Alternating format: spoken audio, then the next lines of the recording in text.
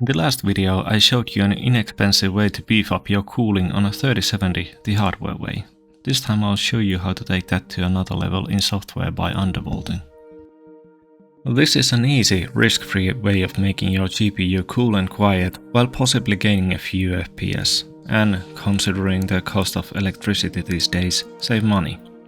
At some areas, depending on the use case, undervolting could easily shave 50 euros off your yearly electricity bill. Before going to the technicals, let's look at the results I got, so you can see for yourself whether this is worth your time. Our first benchmark is Unity in Heaven.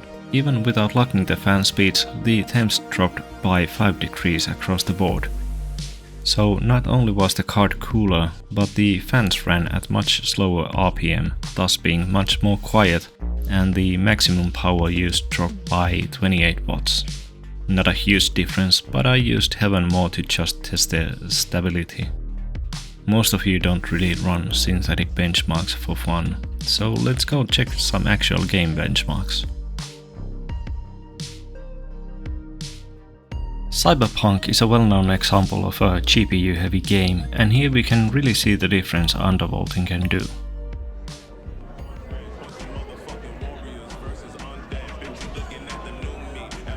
The temps dropped by around 6 degrees, even with fans spinning around 15% slower. The maximum power use is a whopping 60 watts lower, and we still managed to get similar frame rates as we did with stock volts.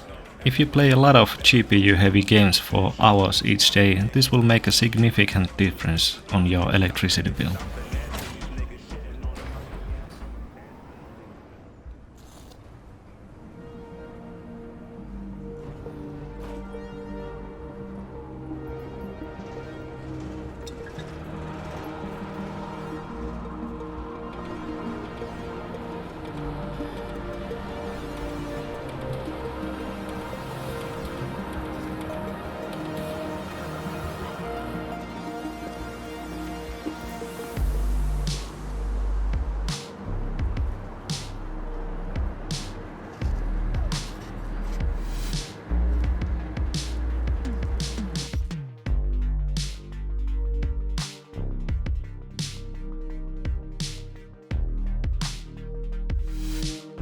Next, we have the Dartmoor benchmark in Hitman 3.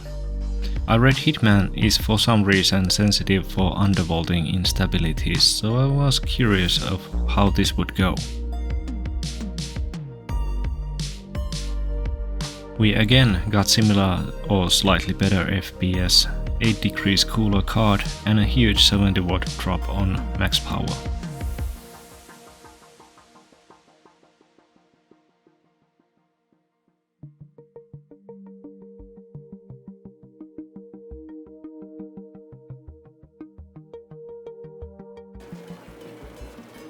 Last, we have the Shadow of the Tomb Raider. Here we got a few more frames while the temps dropped 6 degrees and max power use was a bit over 50 watts lower. For some reason, Tomb Raider showed more variation on FPS between runs, so the result should be taken with a grain of salt. Had I run the benchmark 10 more times, the results would most likely get a 1 to 2 frame difference, but compared to the earlier tests, we can see that these results are more or less in line with them.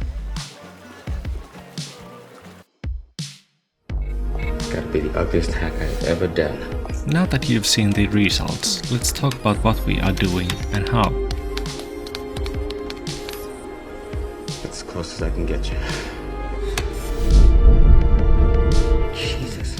The reasoning behind undervolting is that GPUs are mass-produced, and instead of tuning each card at their ideal limits, they just give each card values that are known to work with all of them. So when you set the clock value at power node, you basically tell the card to use that amount of power at set clock speed. It's sort of like giving a certain amount of gas to an engine and expecting a certain amount of power out of it. First, let's install and open MSI Afterburner. The link is in the description. Now, when you open Afterburner the first time, there's a few things you want to do. First, open Options and tick the Start with Windows and Start Minimized boxes.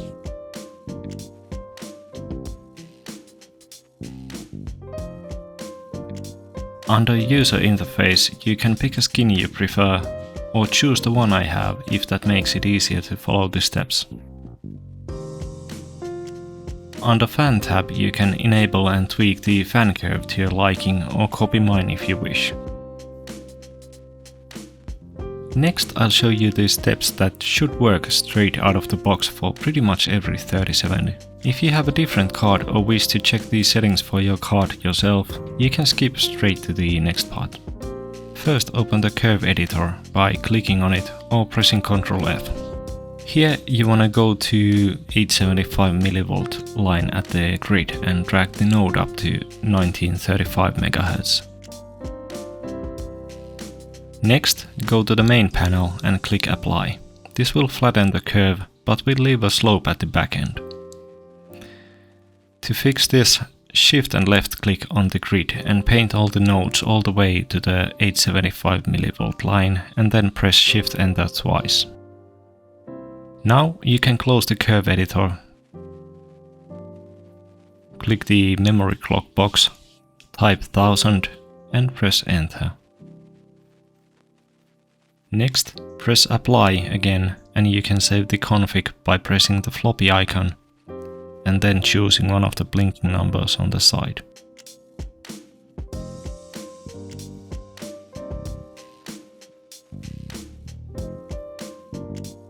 When you have tested your config and confirmed that it works without issues, remember to turn on the Apply at Windows Startup button at the top right corner, so Afterburner can automatically apply these settings at startup instead of having to apply them manually every time. Congratulations! You just undervolted your GPU and overclocked your memory. Now go enjoy your cool and quiet GPU or stick around and see the more thorough guide. If you get a freeze, don't worry. It will not damage your card and you can either lower the boost clock we set to around 1900 or set it to reach it at a higher millivoltage line at the grid. This will all be explained in more detail next. By the way, don't close Afterburner from the X, it will close the software completely, instead minimize it. To find your GPU's boost clock, either Google it somewhere or run Unity in Heaven and check it yourself. First, let's enable the Riva Tuner settings in Afterburner. To do this, open Options and go to the Monitoring tab. Here we must click on Core Clock and tick the Show in On-Screen Display, so that we can actually monitor it inside Heaven. On On-Screen Display tab, you can set the toggle key for the display if you want the option to turn it on and off in-game. Next, we launch Unity in Heaven and run it at high settings. While the benchmark is running, pay attention to the core clock value. As you can see with my card, it fluctuates at around 1920 to 1950 range. I picked 1935 for the middle way. Now we can close Heaven, go back to Afterburner and open the curve editor. So we just got the boost clock value. Next we wanna try how little power we can get away with that. To figure this out, we start the process of elimination. Pretty much every card gets to its boost clock with something between 825 and 950 mV range.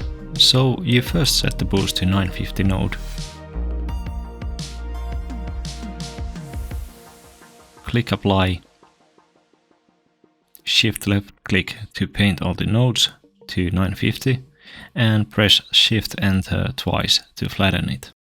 Next you do stress testing with something like Hitman Benchmark, Heaven or Port Royale, and if everything goes smoothly, you then come back and drag a lower millivoltage node up to the boost clock value, going through the nodes one by one until you get issues like freezing, and then revert back to the previous working config.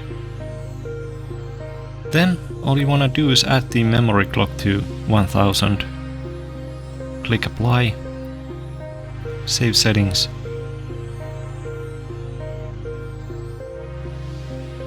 tick Apply at Windows Startup button at the top right and go enjoy your cooler, quieter GPU.